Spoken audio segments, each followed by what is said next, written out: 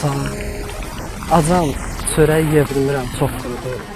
Mənə imkanınız var, su ala bilərsiniz. Bəli. Su ala bilərsiniz mənə. İmkanınız varsa əgər, boğazım çox quruyur.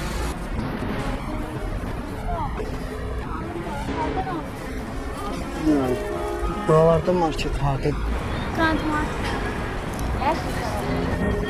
Acam, çörək boğazımdan keçmir, çox qurudu. Su istəyirdim ki, çörək suluyum. Gel buraya, ne yiyorsun? Gel, orada döner alalım, otur. Yok, ben alırım. Gel oğlum, gel sen döner alalım, gel oğlum, gel. Nerede o yediğin? Gel buraya, ben sana döner alalım, gel. Burada oturmağa icazə verə bilərsiniz. Verirler oğlum, verirler.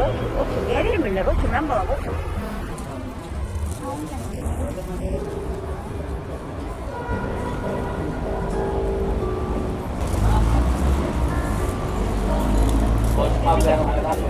Ayran verirsin, sen döner.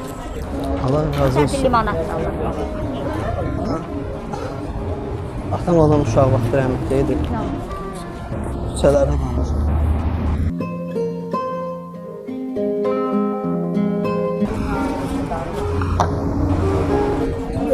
Tabii. Otur, otur böyle özü bir an öptüreyim mi?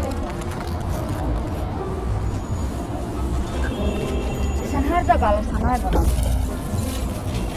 He? Nerede kalırsın sen?